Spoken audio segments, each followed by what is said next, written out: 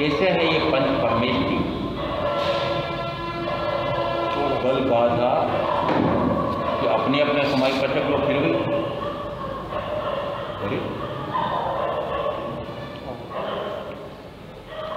सारी पार्टियां आप हिंदी में आती है, आपको प्राकृत में आती है, क्या सामायिक की पार्टी आपको नहीं आती? रोचन शुरू हो गए, उसके बाद फिर दूसरे से सामयिक कटक, अपना भी समय खराब किया, दूसरे का भी खराब किया। कुछ सभा के नियम होते हैं। धर्म सभा प्रारंभ होने के 5 मिनट पहले आने लगे, उमते उमते आते हैं, मंगलाचरण में ऐसा आचरण हो जाएगा कि जिससे मंगल हो। किसका मंगल हो? मंग यानी पाप और गल यानी गलाना। जिससे पाप गल जाते हैं वह मंगल, और उसी मंगल में आचरण करना, यह मंगलाचरण। 4 पंक्तियां बाद में 5 पदों के महात्म्य की आई है। यानी 5 पदों का जिस समय हम गुणगान करते हैं, बोलते मात्र नहीं है, जिस समय एक एक पद बोला जा रहा है उस समय वही अपेक्षा से एक एक पद के धारक के कितने गुण हैं उनका स्मरण आ जाना चाहिए, और विस्तार से उसका फिर चिंतन मनन होना चाहिए कि वस्तुतः इन अरिहंत परमात्मा के कौन से गुण हैं कि जिनसे मैं सबसे पहले जिनका नाम स्मरण करता हूँ, जिनसे बोध ग्रहण करता हूँ, बोध को प्राप्त कर करके और स्वयं बोधि को प्राप्त करके और जन्म मरण से मुक्त हो जाने का पुरुषार्थ उनके जैसा हो जाऊं, इस प्रकार का पुरुषार्थ प्रारंभ होता है। नवकार मंत्र का महात्म्य कितना गजब का है। आपने मात्र नाम से गिन रखे हैं कि ये 12 गुण तो अरिहंत परमात्मा के हैं, 12 गुण अरिहंत परमात्मा के हैं।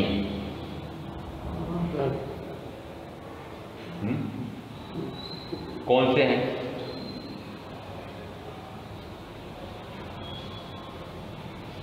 अनंत ज्ञान, अनंत दर्शन, अनंत सुख, अनंत वीर। ये 4 गुण 4 घाती कर्मों के कारण से 2 तो आवृत हो रहे हैं और 2 विकृत हो रहे हैं। 2 आवृत हो रहे हैं, ज्ञान पर आवरण। ज्ञान मेरा स्वयं का गुण है, उसके ऊपर आवरण है पर्दा। दूसरा दर्शन गुण मेरा स्वयं का है, उस दर्शन गुण पर आवरण, नाम हुआ ज्ञानावरण, दर्शनावरण। यदि जेठ महीने की दोपहरी है, सूर्य तेज चमक रहा है, उष्मा भी है और चमक भी है, प्रकाश भी है, परंतु यदि बादल घिर आते हैं, पहले हल्के हल्के होते हैं, फिर थोड़े से काले पड़ने लगते हैं, फिर घने काले हो जाते हैं, ऐसे घनघोर हो जाते हैं कि बच्चों को ऐसा लगता है कि शायद अंधेरा हो रहा है, रात पड़ने वाली है क्या? क्या उस समय रात पड़ने वाली है? क्या उस समय सूर्य तपतायमान नहीं हो रहा है? क्या उस समय सूर्य का प्रकाश उष्मा नहीं है? आपको अनुभव में क्यों नहीं आया? आवरण पड़ा, बादल का आवरण आ गया है, इसलिए सूर्य के प्रकाश का अनुभव नहीं आ रहा है और उष्मा का भी अनुभव नहीं आ रहा है। उसी प्रकार से मेरे ज्ञान गुण पर आवरण आ गया, इस कारण से मैं अपने आप को अपने आप का जान नहीं पाता हूँ, उस कारण से मैं अपने आप का दर्शन नहीं कर पाता हूँ, देख नहीं पाता हूँ। इस कारण से कि 2 ऐसे गुण हैं कि जो मेरे स्वयं के पूर्वोपार्जित ज्ञानावरणीय दर्शनावरणीय कर्म के कारण से आवृत हो गए। पर्दा पड़ा। ये पर्दा पड़ता कब है, कैसे है, और ये पर्दा हटता कैसे? तो पड़ता कैसे है वो समझ जाए तो हटता कैसे समझ में आ जाए। पड़ता कैसे?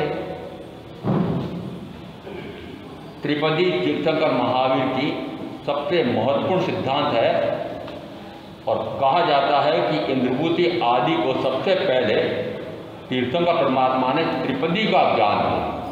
त्रिपदी क्या है? 3 पद है।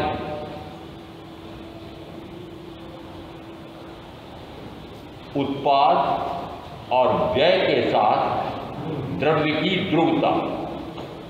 दूसरी त्रिपदी है द्रव्य, गुण और पर्याय। बातें सारी याद रखना नहीं तो सारा गड़बड़ हो जाएगा। और भूलना हो तो शरीर को भूल जाओ, प्राण प्यारे को भूल जाओ, प्राण प्यारे को भूल जाओ, एक परिजनों को भूल जाओ, पर अपने को याद करने के लिए, स्वयं का स्मरण रखने के लिए स्वयं का स्मरण करेंगे तो ही, और अन्य सर्व का विस्मरण करेंगे तो ही जन्म से मुक्ति का उपाय। मान लेना, स्व का स्मरण और पर का विस्मरण।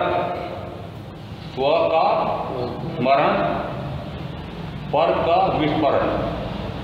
आपने पर का स्मरण कर रखा है और स्व का स्मरण होते ही नहीं महाराज, मैं तो 108 मणके की माला फेर करके इन 5 का स्मरण निरंतर करता हूँ, घंटों करता हूँ, 24 घंटे तक भी करता हूँ, परिश्रम तो 8 दिन तक करता हूँ।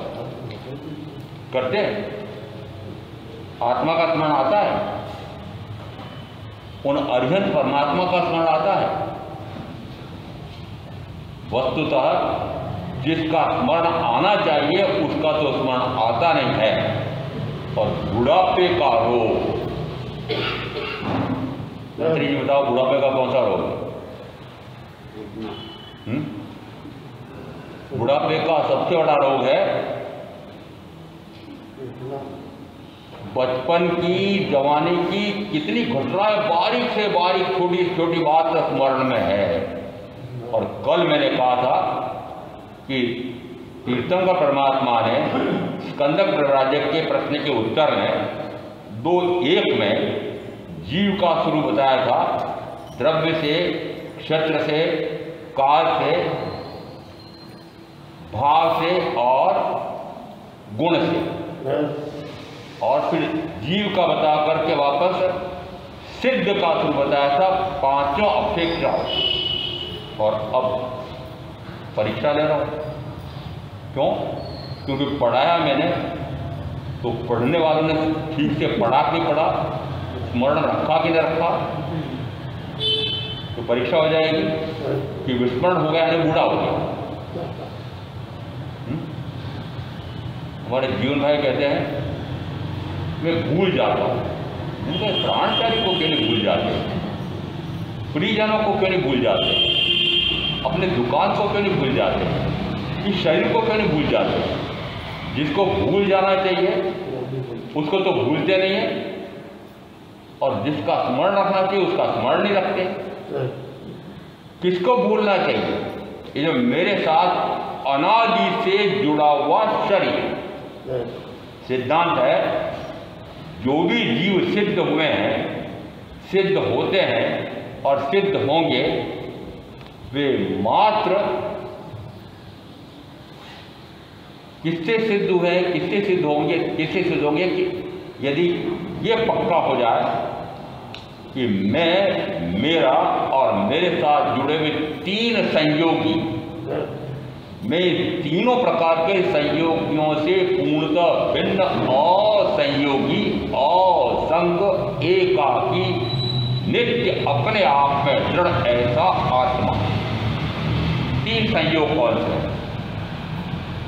तीनों संयोग अनादि से हैं, तीनों संयोग अनादि से हैं, परंतु कहीं न कहीं से प्रारंभ करने के लिए, समझाने के लिए मुझे कहना पड़ता है, सबसे पहले अनुभव आया होगा आपको इस भाव में भी, शरीर का अनुभव सबसे पहले होता है।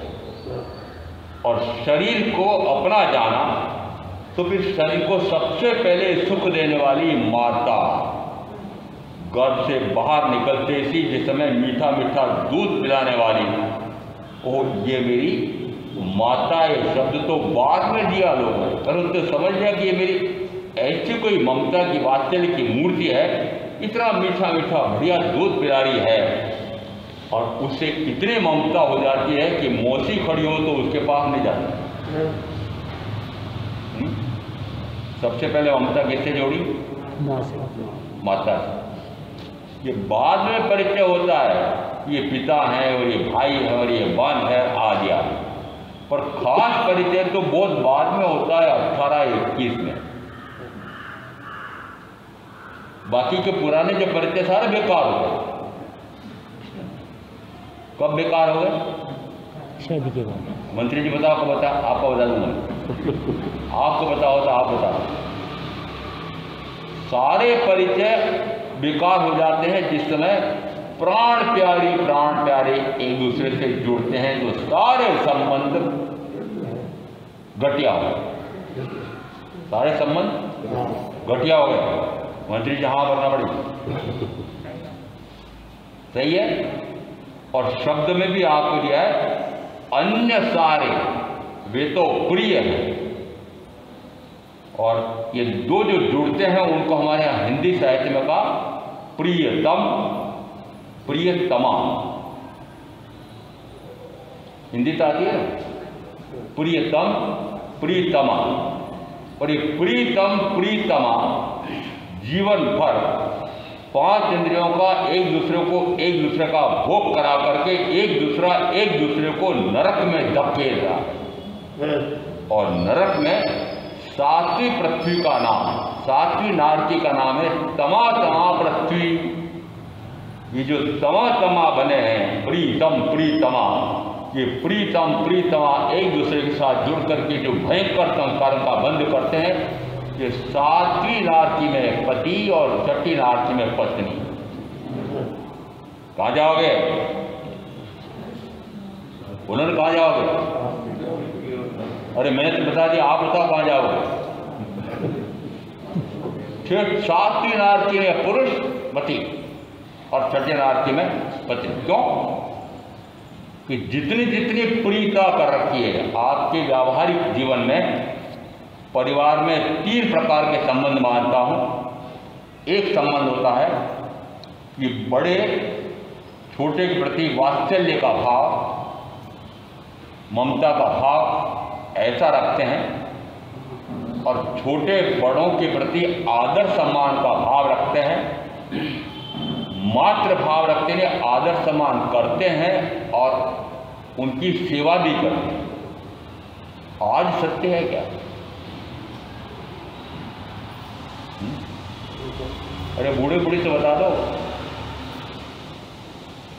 आज सत्य है क्या कि बड़े तो बड़ा वात्सल्यमय भाव रखते हैं उन छोटों के प्रति, परंतु छोटे उनके प्रति आदर सम्मान सेवा करते हैं? नहीं। क्यों नहीं करते हैं? किसका दोष है? अरे किसका दोष है बताओ ना? माता पिता स्वयं का दोष। क्यों? जिस समय 1.5 वर्ष का होता है उस समय उसको एक कटघरा आता है और वो माता पिता दादा दादी के गोद में रहना चाहता है, परंतु माता पिता उसको उठा करके धड़ से उस कटघरे में डाल देती है और वह रोता रोता भीगता भीगता वो झूला घर में जाता है। आना बोलते जाओ तो जाता है। 2.5 वर्ष का होने के बाद फिर थोड़े से बड़े विद्यालय में जाता है। 7 वर्ष कहा जाता है कि यदि विद्यालय में भर्ती करना है, यदि विद्याभ्यास के लिए विद्याध्ययन के लिए भेजना है, हमारे आगम में आया है 8 वर्ष का हो जाता है, उस समय उसको शिक्षा के लिए भेजा जाता है। याद है आगम में आया? जिन जिन को भी भेजा गया है 8 वर्ष के बाद उसको धर्माचार्य, धर्मगुरु या विद्या गुरु उसके पास भेजा जाता है। क्यों? 8 वर्ष तक वह माता पिता दादा दादी की गोद में रहकर के जितना सीखता है, भाड़े के टट्टू ये शिक्षक सिखा सकते हैं? सिखा सकते हैं? मैं भी रहा हूं, पर सिखा सकते हैं क्या? भाड़े के टट्टू क्यों का? आज के सारे पढ़ने वाले बच्चों को पता है कि मेरे माता ने, मेरे पिता ने, मेरे माता पिता ने इनको खरीदा। किसको? अरे भाड़े के टट्टू कहा ना मैंने, इनको खरीदा है। पूर्व का मुझे याद है, बड़ी साड़ी का भी याद है, एक महात्मा जी हुआ करते, वे छोटे छोटे बच्चों को निःशुल्क पढ़ाया करते। और पहले यदि कृष्ण उनके साथ हो, उनके मित्र जिस समय पढ़ने गए थे, उस समय आपको पता है कि गुरु उनको कहते थे कि भोजन बनाने के लिए लकड़ी कंडे इकट्ठे कर ले आओ।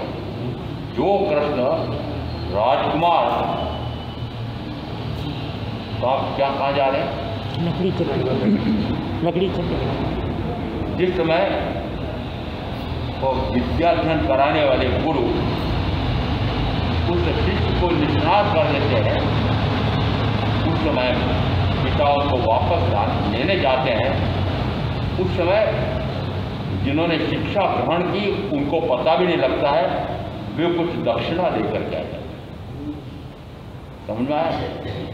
गुरु तो निस्वार्थ भाव से पढ़ा रहे, उन्हें कुछ नहीं चाहिए, उन्हें कुछ नहीं चाहिए। आज जितनी ऊंची शिक्षा है, ऑनलाइन पढ़ाई हो रही है, हजारों बच्चे एक साथ पढ़ रहे हैं और सबसे भारी से भारी शुल्क लिया जाता है, वो पढ़ाने वाले लाखों कमा रहे हैं।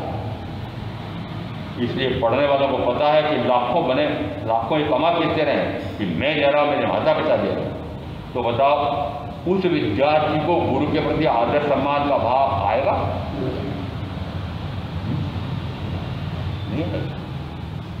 मुझे याद है कि मैं इस प्रकार का फाड़े का टट्टू नहीं था और मैं कभी विचार नहीं करता था कि मुझे वेतन क्या मिल रहा है।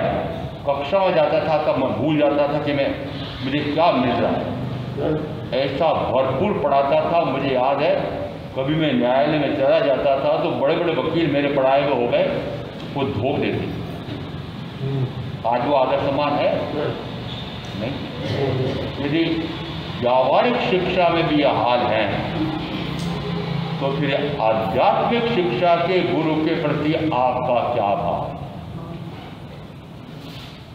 मैं जानता हूं एक कॉलोनी से मैं कॉलोनी में आहार के लिए जा रहा था, देखा क्योंकि उस कॉलोनी के बच्चे मुझे ध्यान में है कि इसी कॉलोनी में रहने वाले जैन कॉलोनी है, इसी यहीं के रहने वाले हैं, अपने मित्रों सहेलियों के साथ गपशप कर रही है और मेरी तरफ झांका भी नहीं। और ये सदगुरु का समागम होता कैसे है? तो सामान्य पुण्य के कारण से आपको शरीर सुख, इंद्रिय सुख, भोग सुख, परिवार सुख मिलता है। सातिशय विशिष्ट पुण्य के कारण से आपको केवल प्रकृत वाणी सदगुरु के माध्यम से सुनने का स्वर्णिम अवसर प्राप्त होता है। वो पुण्य कैसे उपार्जित हुआ होगा? एक नमूना दे रहा हूँ। जिस समय हम विहार कर रहे थे, मुझे याद है कि दूर से एक किसान हल हाँक रहा था और दौड़ा दौड़ा आ रहा था। मेरे साथी का वो अपने लिए आ रहा है। मेरे का अपन वो किसान है, अपने को क्या जाने, वो अपने लिए क्यों आ रहा हो? दौड़ता दौड़ता आया और आगे से आकर के जिस ढंग से आप वंदना करते हैं वो तो ताड़म में जाते हैं। इतने भावपूर्वक उसने वंदना की, मंगल पाठ सुनाया।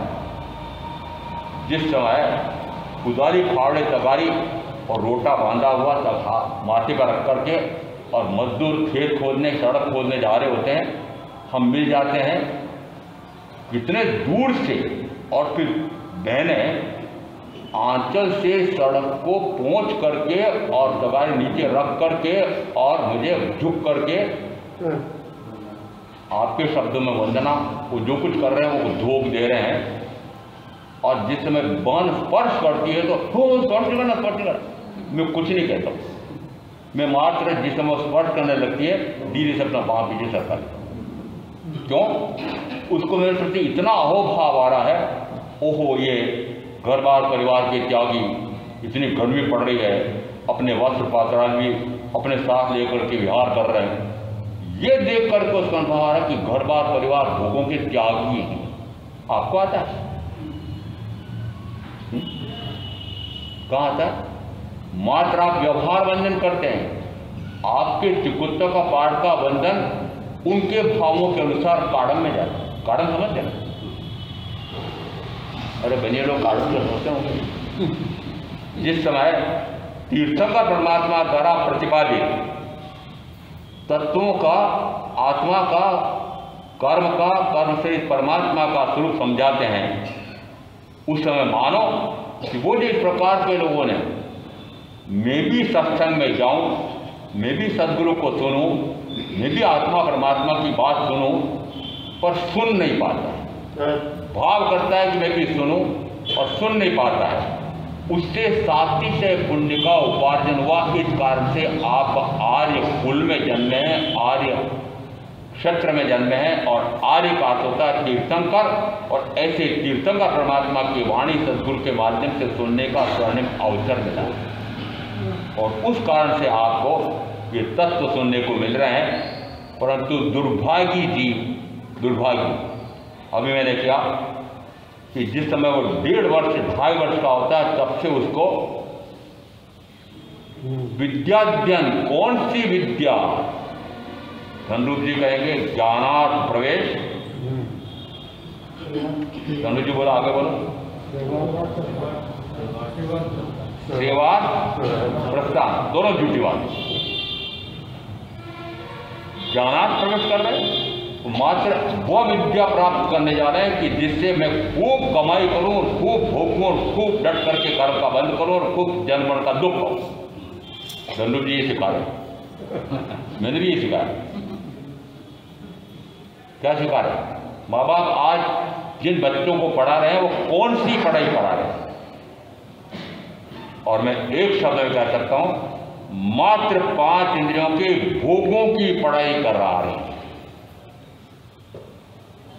जितने जितने अध्यापक हैं सारे बोल दो, सही है कि नहीं? विद्या अध्ययन ऐसा शब्द नहीं है। धनुष जी के विद्यालय के सामने लिखा होता है ज्ञानार्थ प्रविष्ट। ज्ञान कौन सा? ज्ञान तो आत्मा का, आत्मा को ज्ञान, वो ज्ञान है, वो तो यहां मिलेगा, धनुष जी के विद्यालय मिलेगा। वहां कौन सा मिलेगा? ऐसी पढ़ाई करो, ऐसी पढ़ाई करो, तुम इतनी ऊंची से ऊंची पढ़ाई कर डालो, इतनी ऊंची से ऊंची पढ़ाई कर डालो कि तुमको बड़ी बड़ी कंपनियों में ऊंची से ऊंची पैकेज मिल जाए। आज के दादा दादी, आज के माता पिता, सारे बेटे बेटी आपके इसी लक्ष्य से पढ़ रहे हैं। भोग लक्ष्य, भोग लक्ष्य। और यदि तीर्थंकर परमात्मा की वाणी सदगुरु के माध्यम से सुन सके, ऐसे कुल में जन्मे हैं, क्या उसका लक्ष्य भोग लक्ष्य होगा कि मोक्ष लक्ष्य होगा? आपने आज कौन सा लक्ष्य बना रखा? आज तक आपने अपना अपना सोचना, आपका लक्ष्य क्या है? इस मनुष्य जन्म को प्राप्त करने का लक्ष्य क्या बनाया? आप ना बोलो तो मैं आपकी तरफ से बोल देता हूं। बोल रहे हो कोई ना कोई? अरे आपने अपना लक्ष्य क्या बनाया जीवन का? तो मैं कह सकता हूं भोग लक्ष्य। कौन सा लक्ष्य बनाया? और कल मैंने कहा था संवेग नाम के बोल में आया है कि वह अतिशय मोक्षाभिलाषी हो जाता है। अतिशय का अर्थ होता है विशिष्ट, विशिष्ट विशिष्टम। 34 अतिशय आया है तीर्थंकर परमात्मा के, वो अतिशय और किसी के नहीं होते, उसका नाम दिया विशिष्ट विशिष्टम। ऐसा अतिशय मोक्षाभिलाषी होता है। और संवेग नाम का बोल प्रातःकालीन प्रार्थना सामूहिक हो या एकाकी हो या प्रतिक्रमण के बाद बोलते हैं, मैं संवेग, निर्वेद, अनुकंपा, आस्था, इन 5 बोलों को धारण करता। बोलते हो 5 बोलों को धारण करता, और मात्र 5 में से एक संवेग नाम के बोल का आपने कहा मैंने संवेग नाम के बोल को धारण किया है। तो अब संवेग नाम के बोल में आया है पूरा संवेग नाम का बोल, उसके मैंने सारे तत्व बता दिए थे, उसमें से मात्र एक तत्व की व्याख्या करना अभी, अतिशय मोक्षाभिलाषी हो जाता है। जिन जिन ने संवेग का बोल धारण किया है, 5 बोल धारण किया है, क्या मोक्ष की अभिलाषा होगी? तीव्र से तीव्रतम, विशिष्ट से विशिष्टम, मात्र मोक्ष की अभिलाषा। मात्र यानी और कोई नहीं, मात्र यानी और कोई नहीं, न कम न ज्यादा, एकमात्र मोक्ष की अभिलाषा है। अरे सामाजिक लेने वाले तो बता दो, वही कालीन प्रतिक्रमण लेने वाले तो बता दो, बड़े जब तक करने वाले वो तो बता दो, क्या मोक्ष की अभिलाषा है? कि मोक्ष के अतिरिक्त मुझे और कुछ नहीं चाहिए, मोक्ष के अतिरिक्त मुझे कुछ नहीं चाहिए। हाथ ऊंचे करके बताओ, आप बताओ भाई। प्रेम सिंह जी बोला है चाहिए, होगा तो वो कला कितनी अच्छी से अच्छी करके बढ़िया से बढ़िया यश कमा करके खूब कमाऊं, क्या ये इच्छा नहीं है? वस्तुतः प्रत्येक भाई बहन का लक्ष्य है कि मैं 5 इंद्रियों का सुख अधिक से अधिक भोग, चाहे इंद्रियां अक्षम हो गई हो, चाहे वस्तु नहीं हो, व्यक्ति नहीं हो, साधन ना हो, तब भी भोग का भाव बना हुआ है। सूत्रकार कहते हैं सल्लम कामा, विषम कामा, कामा पथ्यमाणा, सलम कामा विषम कामा कामा असी विश्वमा कामा पत्थे माना अकामा जनते दुर्गम।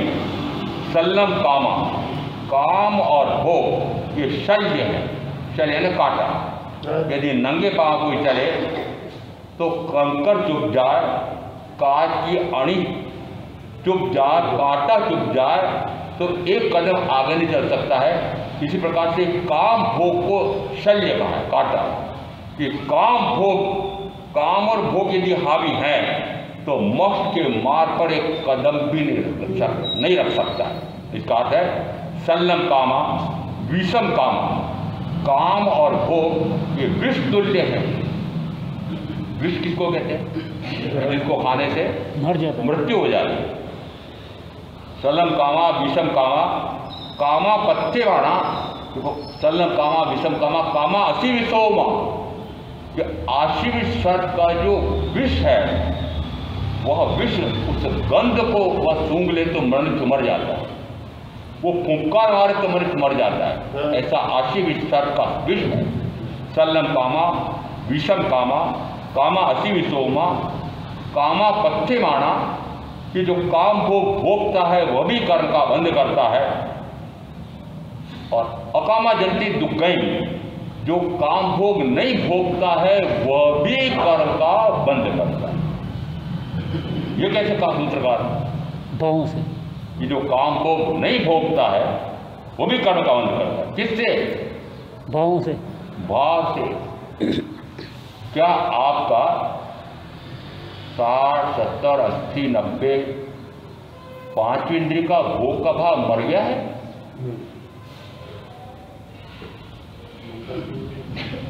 अरे में गिनाया ना 60, 70, 80, 90, क्या पांच इंद्रिय समझते हैं ना? क्या पांच इंद्रिय का भोग का भाव मर गया है? शरीर अक्षम हो गया है, रोगी हो गया है, परंतु भोग का भाव नहीं बना है। उसको आपके मेवाड़ में भावड़ नहीं हुई, भोग की भावड़ नहीं हुई। और सूत्र का इसीलिए कहते हैं कि चाहे वह शरीर से नहीं भोग पा रहा, वचन से भोगता है। वचन से नहीं भोगता है, मात्र मन से भोगता है, भाव से भोगता है। भोगता है, भोगता है। तो सूत्रकार कहते हैं कि भाव से भोग चल रहा है। इसका अर्थ है कि ये जो आप कहते हैं कि मेरा अब मैंने तो त्याग और प्रत्याख्यान कर लिया, ब्रह्मचर्य ले लिया है, कहाँ ले लिया है? भोग का भाव मर गया। और यदि ये कहा जाए, सूत्रकार प्रश्न व्याकरण सूत्रकार कहते हैं कि ब्रह्मचर्य के समान कोई तप नहीं और मैथुन सेवन के बराबर कोई पाप नहीं। क्या आपने सुना? क्या आपने कभी समझा? क्या आप उस प्रकार की साधना करते हैं? मैथुन सेवन यानी पांच इंद्रिय का भोग, उसके बराबर कोई पाप नहीं। और अभी मैंने उदाहरण दिया कि मैथुन सेवन का पाप पति पत्नी मिलकर के छठी या सातवीं नार की जाए। इस बात है ऐसा पांच इंद्रिय का भोग, और पांच इंद्रिय के इस भोग में सबसे अधिक सहायक है रसनेन्द्रिय। नियंत्रण कर लिया? भाइयों को पूछो कि नियंत्रण कर लिया क्या? तो इनसे पूछने की जरूरत नहीं है, मैं बहनों को पूछ सकता हूँ। महाराज बहुत चट्टे जवान है इनकी। किसकी? अरे वो आपकी प्राण प्यारी मुझे बता रही है कि महाराज बहुत चट्टी जवान है, ये खाऊं, दांत गिर गए हैं। और ये थोड़ा सा बादाम का हलवा बना दे। वो बहू कहती है दादाजी दांत नहीं तो कोई बात नहीं, मैं तो बना दूंगी, पर पेट में आंच है। अरे बोलो 60, 70, 80, 90 वाले, पेट में आंच है, पचेगा? 80% बाहर फिक जाएगा, 90% फिक जाएगा, पचेगा ही नहीं। आज मीठे का क्या करा? क्या क्या करे? अरे मीठा का अर्थ होता है चीनी या शक्कर, खांडसाई और गुड़। ये सारी वस्तुओं का पूर्णतः क्या? ये तो 5 में से एक है। दूध, दही, घी, तेल, मीठा, कि 5 विगय कहलाते हैं। विगय क्या? विगय का अर्थ क्या? विगय यानी साधक के पेट में जब जाते हैं तो साधक की साधना में बाधक बनते हैं, विकार पैदा करते हैं। क्या करते हैं? विकार पैदा करते हैं। और विकार है तो कर्म का भयंकर आश्रय बंद है। विकार यह मेरा विभाव भाव है और निर्विकार मेरा त्रैकालिक स्वभाव। तो विकार से कहाँ जाना है? विकार से निर्विकार अवस्था को प्रकट करना है। निर्विकार अवस्था, ये 5 परमेष्टि हैं, उनमें से सबसे पहले कहा जाता है कि अरिहंत परमात्मा सर्व प्रकार के विकारों से पूर्णतः परे निर्विकार हो गए, विकार से रहित। और विकार में आपको पता हो कि ना हो, शुभ भी विकार है और अशुभ भी विकार है। अशुभ तो है ही, अशुभ तो विकार है ही, क्योंकि अशुभ भाव से पाप कर्म का बंध होता है और पाप कर्म से नरक और तिरेक में जाते हैं। बीच में पूछ लूं, ये अशुभ भाव को 18 प्रकार के भावों में गिनाया गया है। हिंसा, झूठ, चोरी, मैथुन, परिग्रह, क्रोध, मान, माया, लोभ, राग, द्वेष, ये सारे 18 मिथ्या दर्शन चरित्र के 18 प्रकार के पाप हैं। क्या आपकी पाप की प्रवृत्ति घटती मिटती जा रही है? घटती मिटती, मात्र घटती नहीं, घटती मिटती जा रही है। उत्तरी पाप की प्रवृत्ति से परे हो रहे हैं? क्या पाप भीरू बने हैं? क्या पाप करने से डर लगता है? बच्चों को जरूर समझा दे, चीटी बन जाए, चीटी बनी, अब तेरे को वो अपन मनुष्य बनेगी, तू चीटी बनेगा, वो मारेगी। मुझे तो ऐसा कहा जाता है बचपन में। बच्चों को तो डराते हैं कि चीटी मर गई, ये हिंसा का पाप हो गया। पाप मत कर, आप सारे माता दादा बोलो दादियाँ, क्या पाप से परे हो रहे हो? हिंसा से लगाकर मिथ्या दर्शन चल लेते कि 18 प्रकार के पाप, और पाप में प्रवृत्ति है तो निश्चित मानना कि पाप कर्म का बंध है।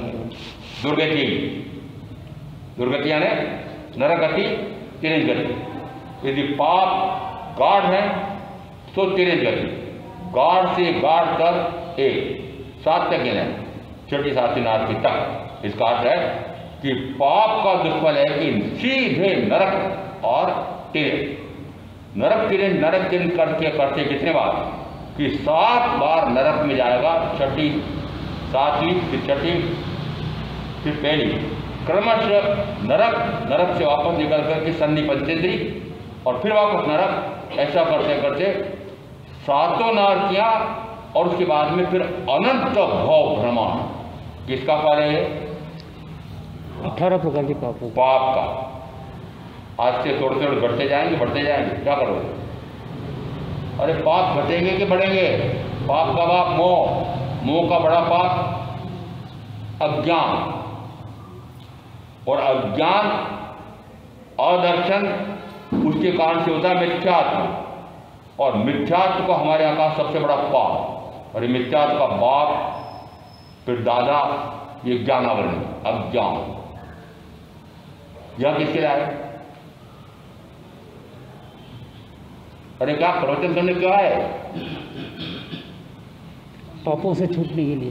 अज्ञान से ज्ञान में आ जाऊं, अज्ञान से ज्ञान में आ जाऊं, अदर्शन से दर्शन में आ जाऊं, मिथ्यात्व से सम्यक्त में आ जाऊं, मिथ्या मुहादि से परे परे होकर के मुहादि से रहित निर्मोही हो जाऊं, राग द्वेष से रहित वीतरागी हो जाऊं, और मेरा उपयोग जो निरंतर पर में जा रहा था, शरीर, परिवार, धन, वैभव, भोग साधन, वहां से हट करके मात्र अपने आप पर स्थिर हो जाए।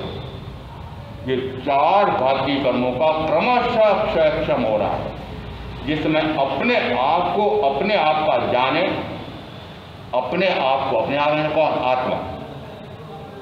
अपने आप को अपने आप का जाने, शरीर आदि सर्व को पराया जाने। क्या कह रहे? ऐसा हुआ है क्या? शरीर आदि को पराया जाना, शरीर आदि से परे हो गए, शरीरी भाव से परे हो गए, मात्र आत्मभाव में रमणता है, मात्र आत्मभावों में रमणता है नहीं।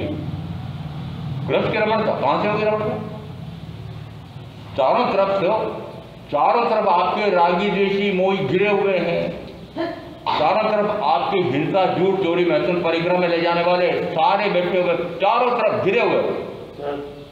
वो युद्ध में शत्रुओं से जो घिरा होता है, आप उसी प्रकार से मानना कि आप भी ये कर्म क्षेत्र में इसी प्रकार से शत्रुओं से घिरे जा रहे हैं।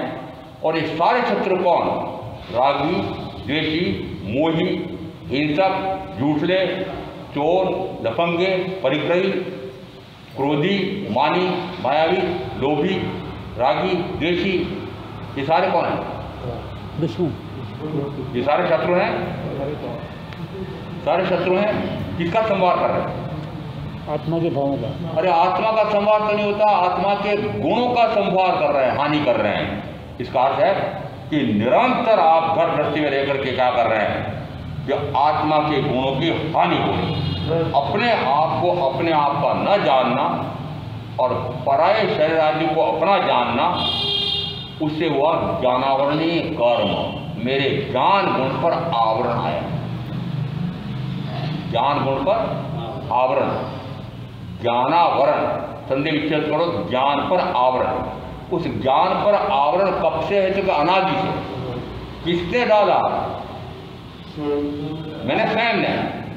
अरे अनादि से हो रहा है, होगा वर्तमान में कौन डाल रहा है?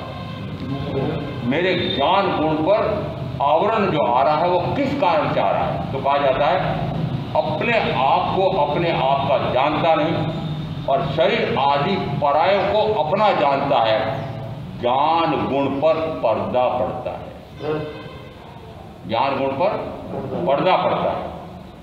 ऐसे एक एक समयवर्ती विभाव पर्याय से, एक एक समयवर्ती विभाव पर्याय। अब ये विभाव पर्याय को समझना पड़ेगा। त्रिपदी में आया उत्पाद व्यय और ध्रुवता, द्रव्य गुण और पर्याय। द्रव्य गुणों का समूह है और द्रव्य और गुणों में निरंतर प्रति समय पर्याय परिवर्तन होता है। समझने के लिए उदाहरण दूंगा, नहीं तो कहोगे महाराज पता नहीं क्या बोल रहे हैं, हमको तो समझ में नहीं आया। जिस समय बाल्यावस्था थी, अब शरीर की अवस्था बता रहा हूं, बाल्यावस्था थी, वो बाल्यावस्था चली गई और किशोर अवस्था प्रकट हुई। किशोर अवस्था चली गई, यौवन अवस्था प्रकट हुई। यौवन अवस्था चली गई तो प्रौढ़ अवस्था आ गई, प्रौढ़ अवस्था चली गई, प्रपौढ़ अवस्था आ गई, प्रपौढ़ अवस्था चली गई, वृद्धावस्था आ गई, वृद्धावस्था चली गई, वयोवृद्धावस्था आ गई और वयोवृद्धावस्था आ गई और मरण हो गया। ये पर्याय परिवर्तन किसमें हो रहा है? शरीर में। शरीर में निरंतर जो परिवर्तन हो रहा है ये शरीर का स्वभाव है। कल दो का उदाहरण दे दिया था मैंने। जीव का स्वरूप द्रव्य से, क्षत्र से, काल से, भाव से, गुण से। फिर सिद्ध का स्वरूप द्रव्य से, क्षत्र से, काल से, भाव से, गुण से। पांच पांच अपेक्षा होता है। अब आज ये समझना है कि मेरे साथ जो अनादि से भिन्न भिन्न प्रकार से जो जुड़ा हुआ शरीर है, भिन्न भिन्न क्यों कहा? कभी एक इंद्रिय वाला, एक इंद्रिय वाले में भी कभी पृथ्वी काई, कभी अप काई, कभी देव काई, कभी वायु काई, कभी वनस्पति काई, कभी दो इंद्रिय वाला, कभी तीन, कभी चार, कभी पांच, ऐसे तेरह पंचेंद्र ही मनुष्य देव नर भिन्न भिन्न प्रकार के शरीर मिले हैं। कितनी बार मिले? अनंत अनंत भाव। नरक में कितनी बार? अनंत अनंत। गिरज में कितनी बार? अनंत अनंत। पृथ्वी कायिक में जीव असंख्यात काल बिता देता है। अब काय में असंख्यात काल, देव काय में असंख्यात काल, वायु काय में असंख्यात काल, वनस्पति काल में अनंत काल, बेंद्री संख्यात, तेंद्री संख्यात का, चौंद्री संख्यात का, पंचेंद्री संख्यात का, सन्नि पंचेंद्री तीरेंद्र मनुष्य 8 बार। समझे महाराज? वनस्पति काल में रहते हुए अनंत काल बिताया, उसी में जन्मना, उसी में मरना। एक प्रकार की वनस्पति में जन्म लेना, दूसरे प्रकार की वनस्पति में पुनः जन्म लेना, ऐसा करते करते अनंत काल वनस्पति काल में बिताया। इसका अर्थ है कि सोचो कि अनादि से यदि मैं हूं तो अनादि से न जाने कितने प्रकार के शरीर मुझे प्राप्त हैं, अनंत शरीर प्राप्त किए, अनंत शरीर छोड़े। क्या जो वर्तमान का आपको शरीर मिला हुआ है, ऐसा शरीर पूर्व में नहीं मिला था? मिला था, खोया, जैसे आज खो रहे हो। साथी से पुण्य के उपार्जन से केवल परमात्मा की साक्षात वाणी सुनने को प्राप्त हुई। परंतु जैसे ही मैंने सुना, मेरा उदाहरण है, जैसे मैंने सुना, ओ भगवान आप कह रहे आत्मा में सुख है, परलोक में सुख है, सिद्ध परमात्मा को अनंत अव्यवहार सुख है, उस सुख को प्राप्त करो, उस सुख में लीन हो जाओ, वह अपना स्वयं का सुख है। मैंने कहा भगवान मेरे हाथ में 5 इंद्रियों के भोग हैं, मुझे साक्षात अनुभव आ रहा है कि इससे मुझे सुख मिल रहा है। आप कहते हैं इस सुख को तो छोड़ो और आत्मा के सुख में विहरण करो। मैंने कहा भगवान किसने देखा? बोले भाई कह रहे थे सोचने के बाद, कहाँ आत्मा? आत्मा हो तो दिखना चाहिए, आत्मा हो तो दिखना चाहिए।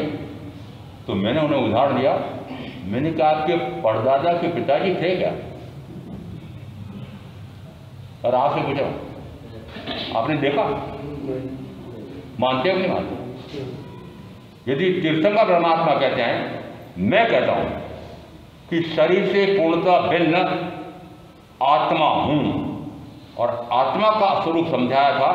अब आत्मा के स्वरूप की तुलना में देखना शरीर का स्वरूप कैसा बताया है। पुद्गल, शरीर क्या है? पुद्गल। पुद्गल है ना पूर्ण गलन, पूर्ण गलन, पूर्ण गलन, सड़न गलन, सड़न गलन, सड़न गलन। इसका अर्थ है कि पुद्गल का स्वभाव है सड़ता है, गलता है। ये भवन इतना बड़ा बना हुआ था कि तोड़ा क्यों? वो नीचे की मंजिल सड़ गई थी, ईंटें खज गई थी, सारा कमजोर हो गया था। इसके ऊपर मंजिल चढ़ाएंगे तो ढह जाएगा। इसका अर्थ है कि जिस समय यह मकान बना होगा, स्थानक बना होगा, उस समय ईंट ऊपर से पटके तो टुकड़ा नहीं होता, और 100 साल बाद वही ईंट देखो तो चूरा हो जाता है। क्षरण हुआ, क्षरण हुआ, पुद्गल का क्षरण हुआ नहीं हुआ? पुद्गल को कैसा कहा? द्रव्य से यह शरीर एक है। मिलान करते जरा वापस मिलान करना होगा। द्रव्य से यह पुद्गल है, यह है शरीर। क्षत्र से यह अनंत प्रदेशी है। हाँ मंत्री जी याद रखोगे ना? आपने याद कर लिया, मान लो सबने याद कर। द्रव्य से, क्षत्र से, काल से यह शरीर। अब आप उत्तर, काल से मैं आत्मा त्रैकालिक हूं, ध्रुव हूं, नित्य हूं, शाश्वत हूं, अवस्थित हूं, अव्यय हूं, अव्यय। 6 विशेषण दिए। और तो मुख्य क्या आया कि काल से कोई काल ऐसा नहीं था कि जिस समय जीव नहीं था, कोई काल ऐसा नहीं है कि जिस समय जीव नहीं है, कोई काल ऐसा नहीं होगा कि जीव जब नहीं होगा। त्रैकालिक। काल से यह शरीर क्षणभंगुर, क्षणभंगुर रट तो लिया है जीवन पाने पर। क्षणभंगुर का अर्थ क्या? क्या इससे शरीर का जीवन का अंत आएगा? जीवन भाई के शरीर का अंत आएगा? आएगा, शरीर का अंत आएगा, आएगा। आत्मा का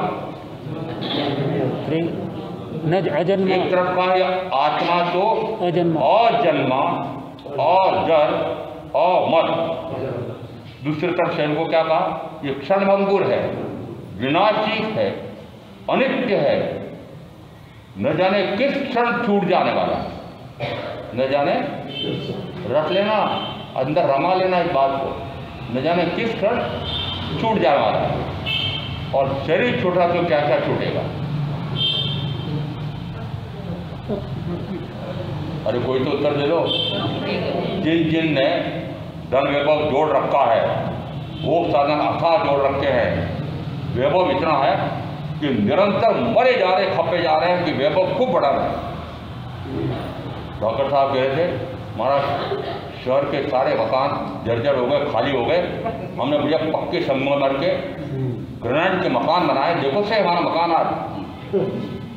डॉक्टर साहब क्या करने लगे मुझे, मकान दिखाने लगे। आज देने थोड़ी, आज देने का लक्ष्य नहीं था। महाराज देखें महाराज में कितनी उन्नति की है, कितनी उन्नति की है महाराज, देखें सही कैसा बढ़िया मकान बनाया। यही क्या प्रदर्शन, वो ऐसा जो बढ़िया मकान बनाया है, मैं ऐसे लोगों को सुझाव देता हूं अभी से ऐसा करो कि उस मकान के नीचे 4 पहिए लगाओ, और बेटे पोते को कह दो कि जब मेरी खाटे नहीं निकले तो ये मकान मेरे पीछे पीछे चलाना, मेरे साथ जाएगा। जाएगा कौन जाएगा? प्रीतम जाएगा, प्रीतमा जाएगी, मकान दुकान जाएंगे। नवयुग कहते हैं महाराज दुकानदारी चलाऊं कि आपके प्रवचन सुनो, पता उनको क्या उत्तर दूं मैं। वही तो समय दुकानदारी का है, ग्राहकी का है, और उसी समय आप प्रवचन देने बैठ गए, तो प्रवचन सुनो कि दुकानदारी चलाओ। मैंने कहा मैं तो बहुत स्पष्ट बोलता हूँ, दिल्लीवासी परिचित है, और दिल्लीवासी 4 भाई आए, इनको पता है। मैंने कहा उदय मुनि के प्रवचन सुनोगे, उदय मुनि के प्रवचन सुनोगे तो निश्चित है कि घर गृहस्थी बिगड़ जाएगी, पति पत्नी के संबंध टूट जाएंगे। ये तोड़ के आया हूं, आपको जुड़े रहने दूंगा तो आपकी घर गृहस्थी टूट जाएगी, आपका व्यवसाय व्यापार वगैरह सब ठप हो जाएगा, आरंभ परिग्रह से रहित हो जाओगे, कंगाल हो जाओगे इसको सुनने से। और कंगाल के वचन सुनोगे तो कंगाली आएगी ना। महावीर मेरे तीर्थंकर परमात्मा मुनि अवस्था में देखो, उनके तन पर एक तार नहीं है, कपड़े है, एक रत्ती सोना नहीं। यहां तक कि यदि आहार लेने जाए तो पात्रा भी नहीं, आहार लेने जाए तो पात्रा भी नहीं। समझ में आया? कर पात्री, जिनके पास कुछ नहीं है उसको हम क्या कहते हैं? आपकी परिवार की परिभाषा, संसार की परिभाषा क्या है? कंगाल। मेरे महावीर कंगाल तो मैं परिग्रही दे सकता हूं, और ये जो भी गलत है, जो वस्त्र पात्र रखे ये गलत है। महावीर अकिंचन्य है, महावीर अपरिग्रही है, महावीर के पास पात्र भी नहीं है, कुछ नहीं है। तो जैसे महामुनि महावीर मेरे परम आराध्य जिसे ज्ञ है वैसा मुझे होना चाहिए। आपको कैसा होना चाहिए? क्या आपको मैं कह सकता हूं कि आप भी पुण्या श्रावक जैसे हो जाते हो? अरे सामाजिक साथियों से बता दो, रुई ला करके, पुण्या बना करके, काट करके, बेच करके, और उससे जो आजीविका होती थी उससे 2 पति पत्नी का भी भरण पोषण नहीं होता था। और वो तीर्थंकर महावीर को सुन करके ज्ञान और सम्यक की प्राप्ति के बाद व्रती हो गए थे। तो व्रती अतिथि संविवाह करता है, अतिथि आए तो उनको भी भोजन कराना है, और सुपात्र दान भी करना है साधु साधियों को, और तीसरों को दे इतना भोजन है नहीं, क्योंकि इतने कमाई होती नहीं। ऐसी कंगाली है आप क्या? ऐसी कंगाली चाहिए। तो उन्होंने क्या किया? एक दिन उपवास पति करे, एक दिन उपवास पत्नी करे, और फिर सामायिक। इसलिए जिस समय बात आई थी कि एक सामायिक खरीद लाओ तो तुम्हारी पहली नास्ती भी कट जाएगी, महाराज सैनिकों का कट सकती है, उस प्रकार की सामायिक की कोई कीमत हो सकती है? आप जो कहोगे, और एक सामायिक नहीं, हमारे शेर सिंह जी मोगरा कहिए, मेरे पास तो थप्पी लगी हुई है, मैं तो रोज समय 10 समय 11 समय की थप्पी तो रोज लग रही मेरे को। और वो एक समय से मोक्ष, एक समय का काल 48 मिनट, 2 घड़ी, 2 घड़ी तक निरंतर आत्मा में रमणता, ज्ञाता दृष्टा स्वरूपरमणता, ज्ञाता दृष्टा स्वरूपरमणता, ज्ञाता अपने आप का, दृष्टा अपने आप का, रमणता अपने आप में। अपने आप में का अर्थ होता है न तो शरीरादि को अपना जानता है, न शरीरादि को अपने रूप देखता है, न शरीरादि के माध्यम से 5 इंद्रियों के माध्यम से भोग में रमता है, मात्र अपने स्वयं के अपूर्व सुख में रमण करता है। जैसे अरिहत परमात्मा सशरीर होते हुए भी मनातीत, वचनातीत, कायातीत, इंद्रियातीत, अतीन्द्रिय आनंद का अनुभव करते हैं। सशरीरी है, इनका काम नहीं लेते, मन वचन काया का उपयोग नहीं करते। सिद्ध परमात्मा अशरीरी हैं, वे कौन से सुख का अनुभव करते हैं? अनंत व्यापार सुख, शरीर तो है नहीं, फिर सुख का अनुभव कैसे कर सकते? आत्मा वस्तुतः आप जो सुख का अनुभव कर रहे हैं वर्तमान में, वो 5 इंद्रियों के माध्यम से मिलने वाले सुख का अनुभव कर रहे हैं। और उसको उत्तरादेव सूत्र में हे अम्बतात मैंने भोगे विश्व संभीटे भोगों को, परिणाम कटुक अति दुखदायी आकर्षक लगते लोगों को। हे अम्बतात मैंने भोगे विश्व संभीटे भोगों को। क्या कहते हैं उस समय कि मैंने विष के समान ऐसे काम और भोग का भोग किया है। माता पिता कहते तुमने कभी हुआ ही नहीं किया। मैंने पूर्व में कितने काल तक कितने भोग किए हैं, और उन भोगों में मैंने इस प्रकार से 5 इंद्रियों के विषय भोगों का अनुभव किया है, मुझे पता है कि मैंने अनुभव किया है। तो क्या कहा उन्होंने कि विष फल के समान, जैसे किंपा फलों का सुंदर परिणाम नहीं होता, वैसे भोगे भोगों का सुंदर परिणाम नहीं होता। प्रभापुत्र क्या कहते हैं माता पिता कि 5 इंद्रियों के भोग विष तुल्य हैं। आपका संख्या नाम का विष तो एक बार मारेगा, परंतु 5 इंद्रियों का भोग अनंत बार मारने वाला है। कितनी बार? अनंत बार। इसलिए पहले पक्का करो कि 5 इंद्रियों के माध्यम से जो शरीर से सुख मिलता है वो शरीर कैसा है? द्रव्य से शरीर पुद्गल है, क्षत्र से अनंत प्रदेशी है, काल से क्षणभंगुर है, विनाशी है, अनित्य है, भाव से अनंत वर्ण, अनंत गंध, अनंत रस, अनंत स्पर्श वाला है। भाव से जीव अवर्णमय, अगंधमय और रसमय और स्पर्शमय। गुण से यह शरीर ग्रहण गुण वाला है। गुण से मैं आत्मा उपयोग गुण वाला। तुलना करना, द्रव्य से मैं आत्मा, द्रव्य से पुद्गल शरीर पुद्गल, क्षत्र से मैं असंख्यात प्रदेश, क्षत्र से यह शरीर अनंत प्रदेश, काल से मैं त्रिकालिक, काल से यह शरीर क्षणभंगुर, भाव से मैं अनंत ज्ञान पर्यवान, अनंत दर्शन पर्यवान, अनंत चारित्र पर्यवान, भाव से मैं अवर्णमय, अगंधमय, अरसमय, अस्पर्शमय, भाव से यह शरीर अनंत वर्ण, अनंत गंध, अनंत रस, अनंत स्पर्श में। भाव से इसमें ज्ञान नहीं, दर्शन नहीं, सुख नहीं, वीर्य नहीं। गुण से मैं उपयोग गुण वाला और गुण से ग्रहण गुण वाला। 5 अपेक्षाओं से शरीर और आत्मा पर पूर्णतः भिन्नता है। एक भी अपेक्षा से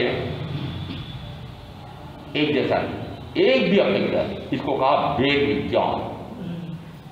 आत्मा और शरीर दोनों के बीच में भेद विज्ञान। भेद विज्ञान है 5 अपेक्षाओं से मैं आत्मा इस शरीर से पूर्णतः भिन्न हूँ।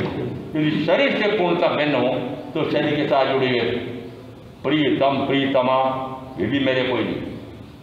फिर मानो कि उन के साथ और जुड़े हुए जितने परिजन हैं, जितने संगी साथी हैं, ये सारे भी मेरे कोई नहीं, मैं किसी का नहीं। उसके साथ साथ जो धन वैभव भोग साधन इकट्ठे कर रखे हैं वो भी मेरे नहीं, मैं उनका नहीं। और जितना धन वैभव जोड़ रखा है वह भी कोई मेरा नहीं।